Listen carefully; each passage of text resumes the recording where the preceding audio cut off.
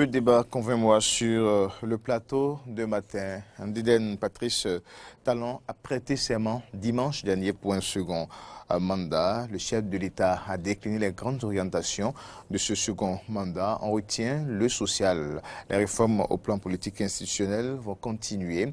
Au niveau donc de l'économie, beaucoup également d'autres annonces comme le retour de l'État dans l'investissement économique et surtout à ce niveau, nous allons nous poser beaucoup de questions. Que peut-on donc y comprendre réellement et quelles sont donc les implications? Pour en parler, nous sommes avec François Couton. Il est spécialiste en gestion des projets de développement, membre du fichier national constitué par le gouvernement, également auditeur en droit public fondamental à l'école doctorale de l'université d'Abomey-Calavi. Chevalier de l'Ordre national de mérite du Bénin, acteur politique aussi, proche et bien sûr du pouvoir. Monsieur Couton, bonjour. Bonjour, M. Issé. Alors, en attendant de rentrer dans le vif du sujet, juste vos impressions après donc, la formation du nouveau gouvernement et surtout les consignes données par le chef de l'État à ses membres du gouvernement le mercredi dernier. C'est le constat général, c'est l'option de continuité. L'option de continuité avec l'équipe gouvernementale connue déjà. Donc c'est une option, c'est un choix politique, il est aussi stratégique. Peut-être que le président a voulu continuer un peu d'abord avec ceux à qui il est habitué, ceux à qui il a réalisé le mandat satisfaisant. Et donc il y a lieu de présenter notre félicitation à toute l'équipe gouvernementale que nous accompagnons sur d'autres fronts. D'accord. Alors, merci à vous. On retourne maintenant sur donc, le discours d'investiture du chef de l'État. La vision donc, au plan économique déclinée. M. Couton, qu'est-ce que vous retenez concrètement de ce discours pour ce qui est surtout des réformes économiques du second mandat? C'est un discours impressionnant, succinct et fait de beaucoup de révélations, de politique, de vision et aussi d'expression de ce qu'on devra attendre globalement de ce second quinquennat. Ce qui a le plus, moi, attiré mon attention, c'est effectivement cette annonce de retour de l'État dans l'investissement industriel pertinent. Alors, c'est une évocation très forte en matière économique lorsqu'on fait référence un peu au bouleversement économique que le monde a subi depuis la création, n'est-ce pas, des États modernes jusqu'à aujourd'hui. C'est une annonce très très importante et aussi bien les entrepreneurs, les PME que les citoyens lambda doivent quand même garder son attente par rapport à cette annonce-là quant à son opérationnalisation. Oui. Alors, et pourquoi est-elle aussi importante selon vous, cette nouvelle forme, vos visions des choses sur le plan économique? Vous savez, l'État normalement a des rôles régaliens, rôle normal connu par l'État. Assurer la défense, c'est-à-dire la protection, la sécurité des citoyens. L'État a normalement le rôle de réguler l'économie.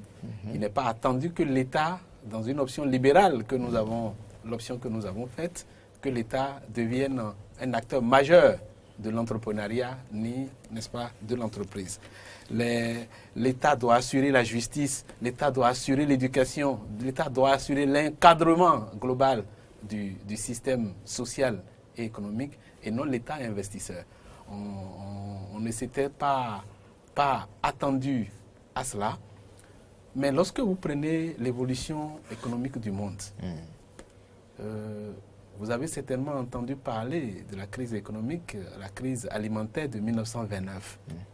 Où après cette crise-là, les États d'alors ont dû changer leur façon de voir l'économie et donc étaient devenus l'État investisseur. Par la mécanisation agricole, l'industrialisation à haute échelle de l'économie, ce qui a favorisé l'émergence des nations que nous avons vues se développer jusque-là. Et donc, après même les bouleversements intervenus après la Deuxième Guerre mondiale en 1945 et la crise qui s'en est suivie en 1970, les États ont encore revu leur façon de fonctionner pour intervenir dans l'économie, surtout après la chute du mur de Berlin. Vous savez, l'Union soviétique était constituée de beaucoup et de nombreux États. Et donc, il y a eu des options fondamentales qui ont été faites pour réguler les ondulations de l'économie. Parce qu'il y a la croissance à un moment donné. Ensuite, il y a la décroissance, pour ne pas dire perte, n'est-ce pas, ou baisse de productivité. L'État intervient pour pouvoir réguler cela. Je crois que c'est de ce cycle de fonctionnement que certainement le président de la République a bien voulu tirer leçon pour dire qu'à l'étape actuelle, il faudrait que dans notre pays, l'État retourne dans l'économie. Nous connaissons des entreprises publiques qui avaient été créées, c'est-à-dire au moment où notre État même était comme État capitaliste, les entreprises qui ont été créées entre 60 et 70, les Sonicog, les Sonacorp, beaucoup d'entreprises publiques ont été créées et ces entreprises-là ont aussi connu leur chute vers les années 1989-1990 avec la chute de la révolution populaire du Bénin. Et donc, nous sommes dans un cycle économique perpétuel et permanent, mais à un moment donné, les États responsables doivent prendre les décisions qu'il conviendrait pour pouvoir réguler l'économie et assurer la stabilité. D'accord. Alors, ça voudra dire que le diagnostic est fait par rapport donc, à ces ondulations au plan économique dont vous parlez au niveau, lors du premier mandat, n'ont pas été concluants. C'est pour ça qu'il faut changer un peu de cap. Ah non, c'est pas que cela n'a pas été concluant. Vous savez, comme je disais tout à l'heure, je vais peut-être le repréciser. L'État dans un système économique, même libéral comme le nôtre, parce que le Bénin a fait l'option, n'est-ce pas, du libéralisme, l'État doit assurer un certain nombre de fonctions. Tous les gestionnaires de projets de développement, tous les économistes, c'est-à-dire sont d'accord pour dire que l'État doit assurer 3 fonctions fondamentales, en dehors des rôles régaliens dont nous venons de parler tout à l'heure. La fonction de stabilisation de l'économie, la fonction d'allocation de ressources et puis les fonctions de redistribution de ressources. Fonction de stabilisation parce que il ne faut pas laisser le marché à lui seul opérer, n'est-ce pas, l'économie. Il ne faut pas, à cause du libéralisme, laisser les entrepreneurs fonctionner seuls comme ils veulent. Parce que la recherche de profit est la seule chose qui guide l'entrepreneur. C'est la seule chose qui guide le libéral. D'accord ? Le libéral, eux, ils ne produisent pas les routes. Ils ne construisent pas les facteurs de production de l'économie. Non, les entrepreneurs, eux, ils se greffent seulement sur ce que fait l'État pour pouvoir produire leurs biens et richesses, quitte à payer plus tard, n'est-ce pas, les impôts. Mais il faut l'État d'assurer également la redistribution de la richesse qui est faite. Il faut à l'État de voir, non, maintenant, il faut plus investir dans tel secteur que dans tel autre. Il faut à l'État de dire non à la façon dont vous évoluez en termes d'entreprise. Il faut redistribuer la richesse de cette façon-là pour que la pauvreté ne se développe pas trop. C'est le rôle de l'État. Lorsque nous revenons au cas particulier du Bénin, et pour ne pas dire des États africains au sud de Sahara, il s'agit des États encore faibles. Économiquement, des États encore très faibles. Parce que lorsque vous allez sur le marché mondial, le marché international, vous avez certainement entendu parler de l'Organisation internationale de commerce, l'OMC, qui a été créée en 1994 par les grandes puissances économiques pour réguler, n'est-ce pas, les échanges internationaux. Lorsque vous allez sur ces marchés-là, vous ne pesez que par rapport à ce que vous vendez au reste du monde. Lorsqu'on prend un État comme le Bénin, que produit réellement le Bénin et qu'il vend au reste du monde? En réalité, lorsque vous prenez les secteurs vitaux, que ce soit le pétrole, que ce soit le fer, que ce soit l'acier, que ce soit l'automobile, que ce soit même le système informatique, que produisons-nous réellement et que vendons-nous? En réalité, non. Nous sommes consommateurs. Voilà. Donc, nous ne sommes que consommateurs que de produits, c'est-à-dire fabriqués ailleurs. Même dans le domaine agricole. Quand nous étions, depuis le cours primaire, en tout cas, moi, on m'a toujours enseigné que l'agriculture est le poumon de l'économie béninoise. On disait que c'était aussi le poumon de l'économie camerounaise. Donc, et tous les États, je crois, africains disent la même chose. Mais au plan agricole, voyons. Quel type de produits agricoles nous produisons ici de façon industrielle et que nous vendons au reste du monde? En dehors du coton qui a commencé à faire un regain, une émergence, disons, encore que cette émergence est encore à ses débuts, je ne vois pas ce que nous vendons au plan agricole au reste du monde. Et quand c'est comme ça, vu la faible capacité des petites et moyennes entreprises que nous avons à construire, n'est-ce pas, des usines, à même réaliser les facteurs essentiels de production, il n'y a que l'État qui a un grand rôle à jouer. L'État a un grand rôle à jouer et je crois que c'est de bon droit, c'est d'ailleurs stratégique et même responsable que cette annonce soit faite. Afin que ceux qui désirent aller en entreprise, ou bien ceux même qui désirent se renforcer, sachent désormais que l'État s'est mis sur ce chantier, que le gouvernement veut se remettre sur ce chantier et se préparer suffisamment. Et je crois que la préparation a déjà démarré au plan légal. Vous vous rappelez, en 2020, une nouvelle loi a été votée par le Parlement. Il s'agit de la loi 2020-20 portant création, organisation et fonctionnement des entreprises publiques en République du Bénin. Cette loi qui a été votée est d'ailleurs une mise en conformité de la législation nationale face à une recommandation de l'OHADA. L'OHADA, c'est l'Organisation pour l'harmonisation du droit des affaires en Afrique. C'est le cadre juridique dans lequel les affaires en Afrique, ce sont les États africains qui ont créé cette organisation-là en 1997. Donc, c'est une harmonisation. L'OHADA avait recommandé que tous les États membres harmonisent les statuts de leurs entreprises publiques afin que ces entreprises publiques soient gérées sous le modèle des entreprises privées. Cela veut dire quoi? Même si l'État aujourd'hui intervient dans l'économie et crée une entreprise commerciale ou industrielle, cette entreprise doit être gérée suivant les règles du privé. Les règles du privé supposent le respect des règles de la concurrence, le respect des règles de la production, le respect des règles de la publicité, en tout cas tout ce qui entoure l'entreprise privée, les entreprises à mettre en place par l'État ou à booster par l'État doivent respecter ces règles-là pour être en phase avec les règles de l'UEMOA. Cela veut dire que l'État béninois, même en investissant dans l'industrie, va aujourd'hui faire de telle sorte qu'il y ait de la concurrence qui se respecte. Parce que ouais, il y a des médias de l'État aujourd'hui. L'ORTB, c'est une entreprise de l'État. Et pourtant, Eden TV existe et fonctionne également. Entre l'ORTB, qui est une entreprise de l'État, et Eden TV, les règles de concurrence parfaite doivent être respectées. Dans la téléphonie mobile, on avait connu la chute de l'entreprise de l'État, Bénin Télécom ou Libercom. D'antan, vous voyez, ces entreprises ont chuté, certainement à cause des certains comportements de mauvaise gouvernance ou de mauvaise gestion. Ces entreprises-là, si elles réussissaient à renaître, doivent respecter notablement les règles de respect de la concurrence. Ça voudra dire que le retour de l'État dans l'investissement économique ne signifie pas la fin des acteurs privés qui y sont? Pas du tout alors. Pas du tout. Parce que... Est-ce que cela ne va pas fragiliser un peu les privés qui existent déjà? Pas du tout. Pas du tout.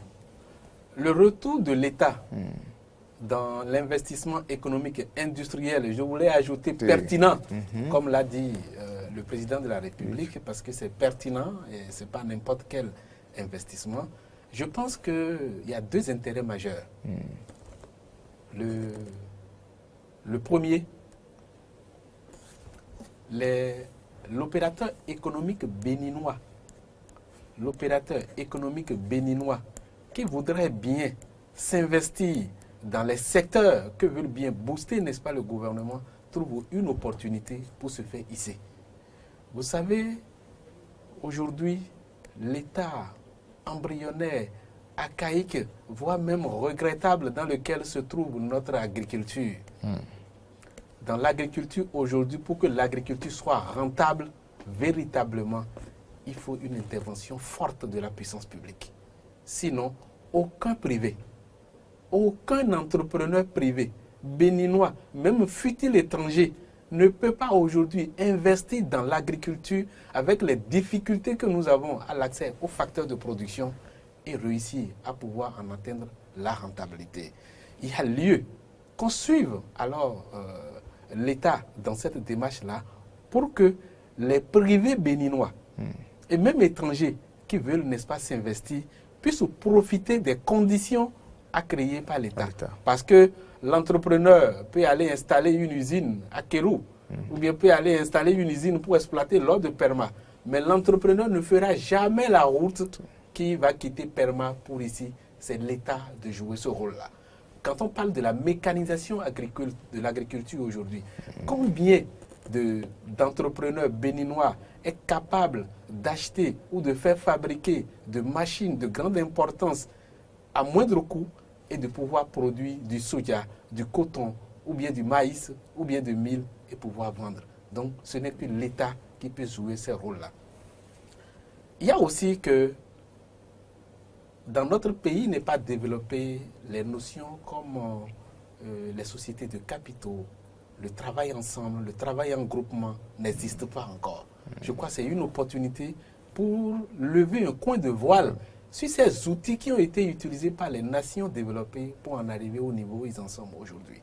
Pourquoi ne pas créer une usine dans le domaine, n'est-ce pas, du textile pour produire le joli habit que vous avez porté et que j'ai porté aussi ici béninois à moindre coût que ce qui vient de la Côte d'Ivoire, que ce qui vient de la Chine ou bien ce qui vient, n'est-ce pas, de Néerlande jusqu'au Bénin, afin que le coton produit au Bénin, une partie puisse être transformée. Et que dans une telle entreprise, que les privés soient actionnaires, c'est-à-dire vous et moi, qu'on nous permette d'être des actionnaires, et que l'État même soit actionnaire, et que les règles de gestion soient des règles purement de gestion de sociétés de capitaux pour éviter des chutes. Rien ne nous empêche, n'est-ce pas, de le faire. Mais pourquoi pourquoi on ne le fait pas? Comment? Pourquoi on ne le fait pas jusque-là? Je crois que c'est parce que justement, les pouvoirs publics, l'autorité gouvernementale a compris qu'en ne le faisant pas, nous risquons, n'est-ce pas, de creuser notre propre tombe. C'est-à-dire les faiblesses dont nous parlons encore aujourd'hui, les crises, disons, d'emploi, les crises de manque de revenus dont nous nous plaignons aujourd'hui vont encore perdurer si nous ne revenons pas à la source pour prendre de grandes initiatives. C'est pourquoi ce type d'initiative est à saluer. Très bien. Oui. Je disais tantôt que la deuxième raison plus avantageuse, c'est que dans une économie libérale, il faut tout faire pour garantir la concurrence. Il faut éviter le monopole de certaines sociétés, même étatiques, il faut éviter le monopole. Par exemple, dans le domaine de l'eau, par exemple, nous avons Soneb. Soneb est dans le domaine de l'eau. Et jusqu'à nouvel ordre, c'est une société de l'État. Il faut, par exemple, permettre, à partir d'aujourd'hui, aux privés qui ont de capacité de créer des usines qui peuvent distribuer, n'est-ce pas, de l'eau dans certaines régions pour qu'ils puissent le faire. Dans le domaine de l'énergie, il faut, par exemple, aujourd'hui, c'est-à-dire créer aussi de la concurrence dans ces domaines-là. Dans la téléphonie mobile, il faut créer, n'est-ce pas, de la concurrence. Cela permet l'émulation de l'économie. Ça permet la création de l'emploi à haute échelle. Oui, mais pour des analphabètes en économie qui ne comprennent pas beaucoup de choses, comment l'État peut maintenir cette concurrence-là si l'État même se retrouve être aussi créateur d'entreprises ou responsable de sociétés dans le même domaine? Oui, l'État n'intervient dans l'économie que pour réguler les jeux. Vous savez, l'État n'est personne. L'État, c'est vous et moi. L'État, c'est aussi l'entrepreneur. Si l'État n'intervient pas dans l'économie pour investir dans des secteurs dans lesquels il faut investir pour empêcher, c'est-à-dire les déséquilibres économiques de ce produit, qui pourra le faire? C'est une question de responsabilité. Je me souviens d'une histoire qui demeure encore actuelle à l'Organisation mondiale du commerce, où les États-Unis, tout le temps, ont été critiqués au plan mondial de subventionner leur agriculture. C'est-à-dire de ne pas pouvoir laisser, c'est-à-dire la libre entreprise que ceux-là sont en train de promouvoir se fait également au plan agricole. Pourquoi cet État aussi libéral, c'est-à-dire jusqu'à aujourd'hui, continue encore de subventionner le secteur agricole? La question doit pouvoir se poser. Cela veut dire que même les États les plus puissants, les grands du monde, eux aussi font ça. Eux aussi, de temps en temps, quand ils observent comment évolue et comment fonctionne leur économie, ils essaient d'intervenir dans un certain nombre de secteurs clés pour pouvoir maintenir l'équilibre. Et je pense que même beaucoup d'États de la sous-région risquent de s'aligner sur l'exemple du Bénin à cause, n'est-ce pas, de la force que chaque État de prendre certaines dispositions, la souveraineté. D'accord. Mais quand nous sommes, vous l'avez dit, nous sommes des États fragilisés déjà, pas beaucoup de contextes. L'État pourra-t-il trouver les moyens comment pour y parvenir? C'est une question de volonté. Si, c'est une question de volonté. C'est une question de volonté. Et lorsque vous avez la volonté de faire quoi que ce soit, fût-il en tant qu'État étatique ou non étatique, même à l'intérieur de votre propre famille, lorsque vous avez la volonté et que vous posez les pas qu'il faut, vous allez pouvoir y arriver. Rien n'empêche à ce qu'une part de notre budget, les multiples milliards qu'on annonce souvent, qu'une fraction soit accordée, n'est-ce pas, dans la construction, n'est-ce pas, des usines. Mais il y a aussi, en matière économique, c'est des méthodes qu'on appelle BOT. Build, Operate and Transfer. C'est un concept anglais qui consiste pour un opérateur à intervenir dans un secteur donné, mettre en place tous les facteurs de production qu'il faut, exploiter pendant un moment et puis le transférer au privé ou bien le transférer à un autre acteur. Ce sont autant de techniques qui peuvent être utilisées par l'État juste pour investir dans les secteurs dans lesquels les privés n'ont pas les moyens de pouvoir s'investir, mais aussi investir dans les secteurs dans lesquels les privés veulent bien y aller, mais les bases matérielles de l'économie n'y sont pas. J'ai dit tout à l'heure que le privé, l'homme riche, l'homme d'affaires, aussi riche qu'il soit, n'est pas en mesure de goudronner un kilomètre, de faire 1 kilomètre de goudron. Il n'est pas en mesure de paver même la rue qui mène chez lui. Il n'est pas en mesure de faire l'éclairage public. Il n'est pas en mesure d'assurer la sécurité et la paix. Il n'est pas en mesure de financer la démocratie dont nous avons besoin pour vivre dans cet espace. Il n'est pas en mesure de faire ça. Ce n'est que l'État qui peut faire ça. Mais si de temps en temps, l'État n'intervient pas dans le système qui produit la richesse, parce que quand on parle de l'entrepreneuriat, quand on parle, n'est-ce pas, de l'économie, c'est la source de production de la richesse. Si l'État n'intervient pas de temps en temps dans ce secteur-là, il ne pourra pas y arriver. D'accord.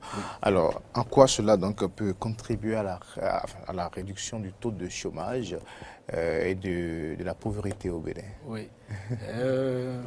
En matière de gestion de projets de développement, nous appelons une démarche qu'on appelle une démarche de cause à effet. La démarche de cause à effet veut que, ayant une bonne conscience de l'effet que nous avons aujourd'hui, qui est peut-être le chômage, le manque d'emploi ou bien l'insuffisance de revenus, il faut agir sur la cause de ce phénomène-là, qui est le manque, n'est-ce pas, de secteur d'absorption de l'emploi. Le manque, n'est-ce pas, de structure, de création de richesse à grande masse. Il n'y en a pas. Puisque nous n'en avons pas, je pense qu'il faut avoir le courage d'intervenir sur ce secteur d'abord. Il a été enseigné à l'école, je crois, vous le savez aussi, sans la croissance économique, il n'y a pas de création d'emplois. Sans croissance, pas de création d'emplois. Et donc, il faut suffisamment créer des entreprises qui vont permettre de générer des ressources supplémentaires. Ces ressources supplémentaires vont permettre aux nouvelles entreprises de naître. Les nouvelles entreprises qui vont naître vont utiliser la main-d'œuvre qui existe. C'est en cela que je trouve cohérent quand même certaines réformes qui ont été annoncées par le gouvernement. Par exemple, il a été annoncé qu'on va agir suffisamment sur l'enseignement secondaire pour créer beaucoup de lycées. Je crois une centaine a été annoncé, c'est un indicateur majeur. Lorsque les lycées vont être créés, ça veut dire que les compétences dont les entreprises auront besoin pour bien tourner, même les entreprises actuelles, les compétences dont ils auront besoin pour fonctionner, ces compétences vont être formées désormais et mises à la disposition du marché. Lorsqu'un ouvrier compétent est recruté, je crois que la rémunération va aussi en conséquence. C'est à ce niveau-là seulement que l'effet va commencer à être ressenti sur l'économie et sur vous et moi et sur le panier du ménager. C'est un comportement de cause à effet. Il faut agir sur la cause en utilisant les stratégies, en faisant les projets de développement. Et ces projets de développement vont absorber, n'est-ce pas, la jeunesse et donner leur effet sur les questions de l'emploi, sur les questions de pauvreté de façon globale. D'accord. Et pour soutenir cela, il faut éviter la résurgence, n'est-ce pas, de la corruption. Il faut éviter que certains acteurs, c'est-à-dire capitalisent et toutes ces réformes-là à leur profit.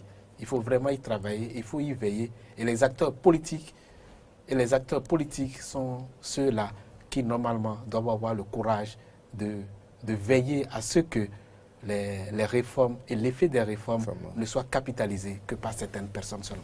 Parce que le risque est là.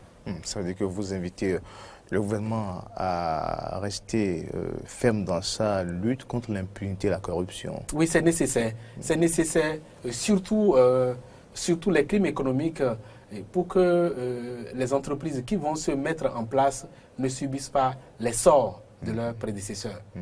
Les sorts de leurs prédécesseurs. Il faut tout faire pour éviter ces écueils-là. Il faut tout faire pour ne pas retomber dans les erreurs du passé en évitant une politisation de l'administration et une politisation des démarches et des méthodes qui vont conduire aux constructions de ces entreprises.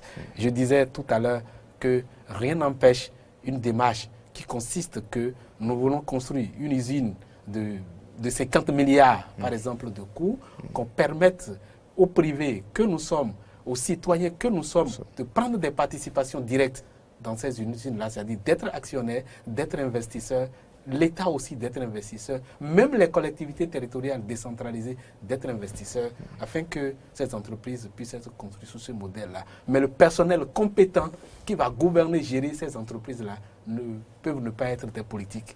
Ils peuvent être des privés en bonne et due forme, parce que les règles de fonctionnement seront les règles, n'est-ce pas, du privé.